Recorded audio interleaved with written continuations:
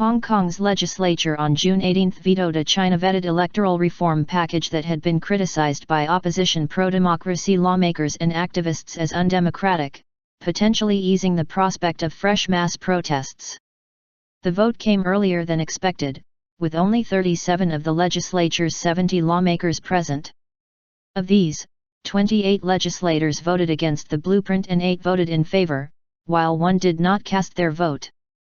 The rejection had been expected and will likely appease some activists who had demanded a veto of what they call a fake democratic model for how the Chinese-controlled Asian financial center chooses its next leader in 2017.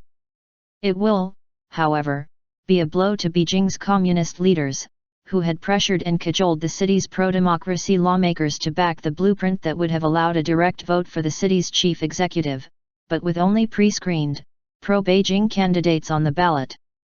This veto has helped Hong Kong people send a clear message to Beijing, that we want a genuine choice, a real election, said pan-democratic lawmaker Alan Leong.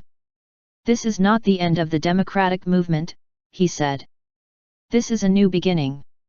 Democratic lawmakers, all 27 of whom voted against the plan, marched to the front of the chamber immediately after the veto and unfurled a sign calling for genuine universal suffrage and for Hong Kongers not to give up. Some carried the yellow umbrellas that became a symbol of the mass protest movement that brought parts of the former British colony to a standstill last year. In an unexpected twist, moments before the ballot, a large number of pro-establishment and pro-Beijing lawmakers suddenly walked out of the chamber. Outside the legislature, pro-democracy protesters broke into cheers and clapped wildly after the result.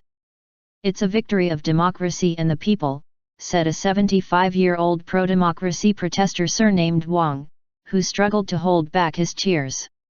Meanwhile, around 500 pro-Beijing supporters outside the chamber staged a minute's silence, then began chanting, "Vote them down in 2016," calling for democratic lawmakers to be kicked out of the legislature in a citywide election next year.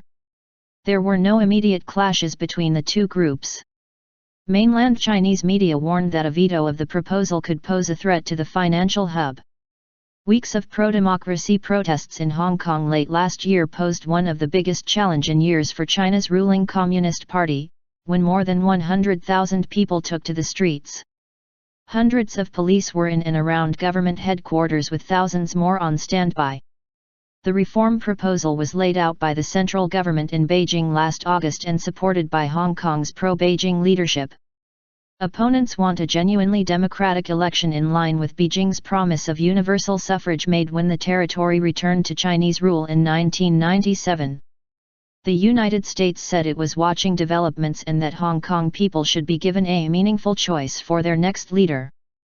The U.S. has an interest in Hong Kong's continued stability and prosperity based on its high degree of autonomy under one country, two systems, Alistair Baskey, a spokesman for the White House National Security Council, said in Washington.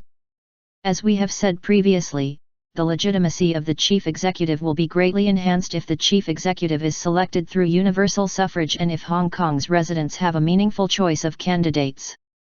Reckless actions. Rejection of the proposal now means going back to the old system of selecting Hong Kong's leader by a 1,200-member committee stacked with pro-Beijing loyalists. The fact is that if the opposition camp vetoes the reform plan, political reform will come to a standstill, the influential tabloid The Global Times, published by the Communist Party's official People's Daily, said in an editorial published before the vote.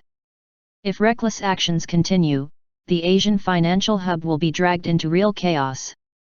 Democratic lawmakers, however, called on Beijing after the no vote, to restart the democratic reform process and put forward an improved, truly democratic electoral package. The benchmark stock market index fell around 0.6% after the vote but quickly rebounded.